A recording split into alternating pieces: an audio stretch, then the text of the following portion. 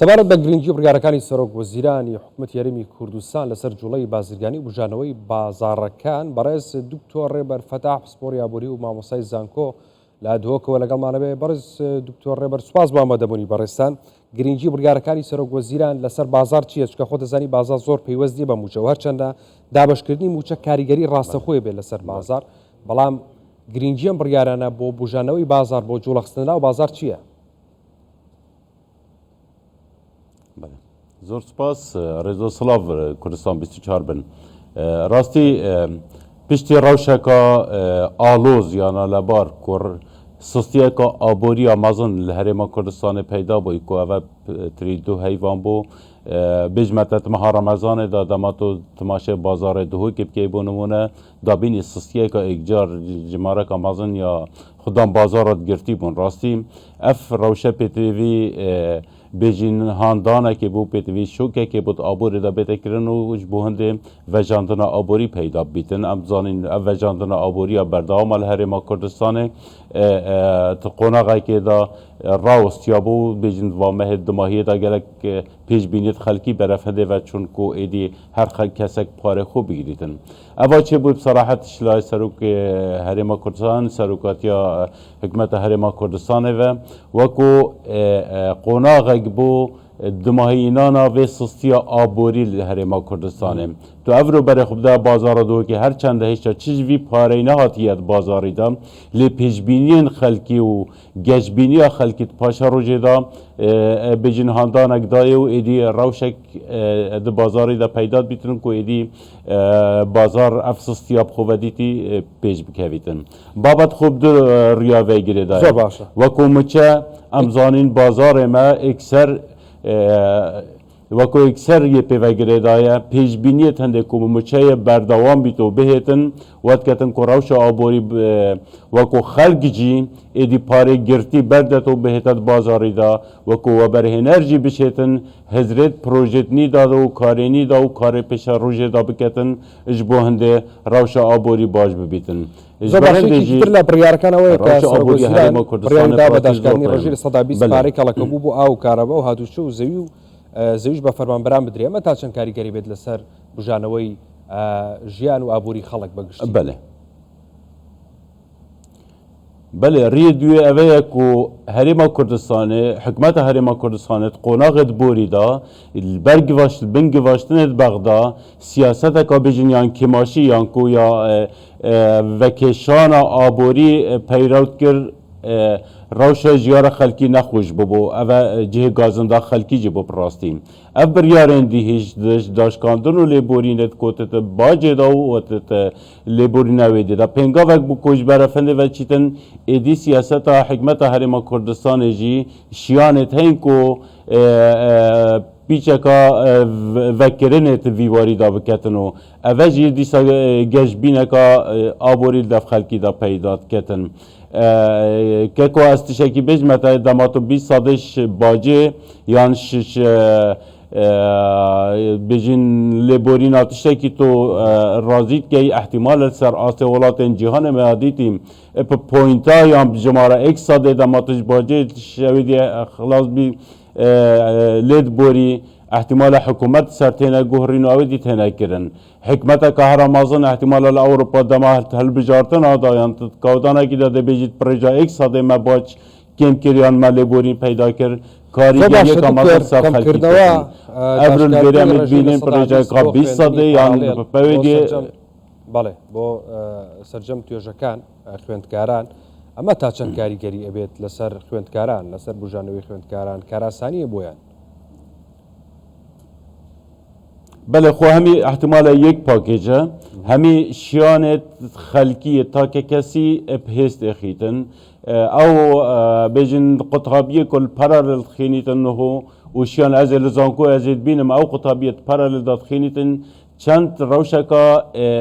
نفسی خراب لسرهبو یک و نشد پاره خوب داتن و گل هندجی بهت بخینیتن و همی گاوا احتمال الگلک آستا خواندناوی ترسیه دا بوم ئەvە وەتکەتن کو ئێدی شیانێتی باشتر لێبن شیانت خەلکێکی باشتر لێبن یاش هەمیە گرنگتر باوەری پاشە ڕۆژێ باوەری پندێک و ئەv veژاندنە یان شیانت حکمەتێ باشترن وەتکەتن کو خەلکێک ئێدی باوەری بەرە خوب دەتە پاشە ڕۆژێ ئەس وەکو دەما من باوەری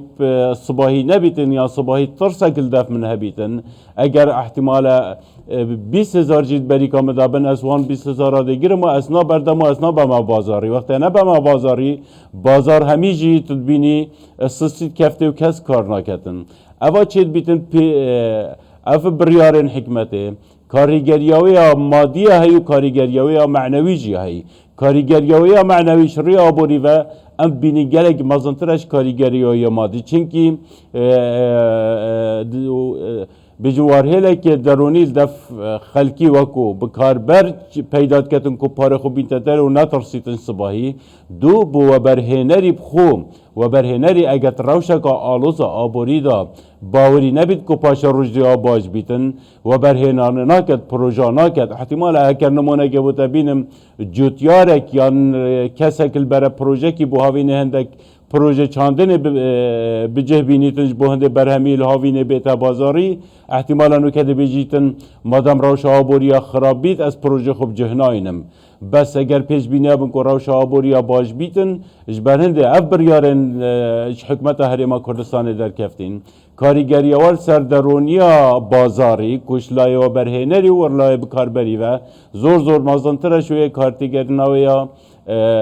diravî bêjim ya darayî زۆر باشە دکتۆر ئێستا ینی وا بەرەو جژنی ڕەمەزانە ڕۆین خەڵک پێویستی بە پێداویستیە پێداویستی لە بازاڕەکاندا و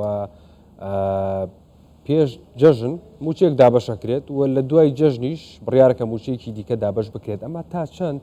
کاریگەری ئەبێت لەسەر ئەم چەند ڕۆژەی کە خەڵک زیاتر پێویستی بە پێداویستیە لە میوەکڕین لە گۆشتکڕین لە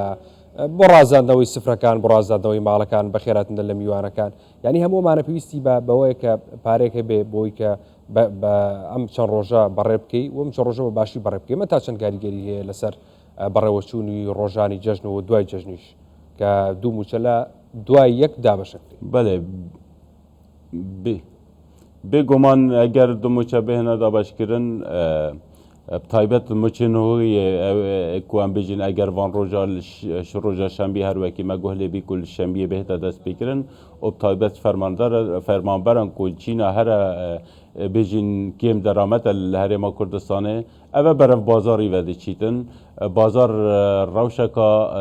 dîdê bixwe vegirîtin berhemê ku xomarî em bêjin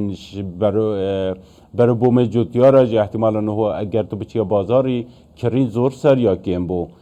ev dê weketin ku çêbîtin û ez tişekî bêjme te ev rû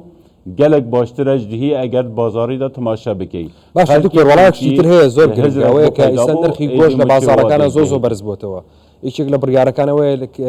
لە 150 داشکاندن بۆ هاتنی گۆشت کراوە لە دەرەوە کاتێکێت باش لەسەر گیراوە ئەمە تا چەند کاریگەریە بێت لەسەر کەمکردنەوەی نرخی گۆشت چکە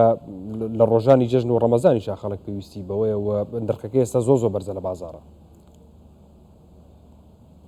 وڵا سیویت کەم کو ئەف بڕیارەکە دەرێژ خۆیان نەبیتم بسەراحەت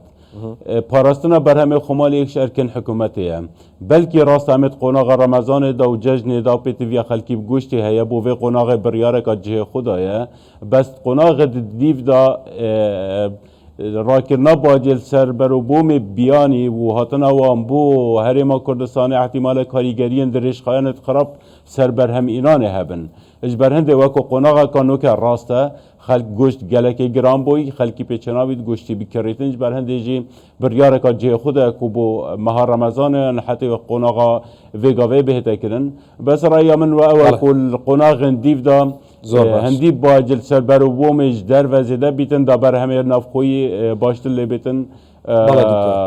tişekê baş e lewma jî weko biryara 5 sadê ji goştî yan her tişekê dijî bu qonaxa nû ke emet meha remezanê de ez karekê baş bînim lê hîvîtken berdewam nebîtin çikû kartêkirina xwe de hebe زۆر باشە بەڕێز دکتۆر ڕێبەر فەتاح پسپۆریابووری و مامۆستای زانکۆ لە دۆکۆ لەگەڵ ما بیست سپاس بۆ ئامادەبوونی بەڕێستا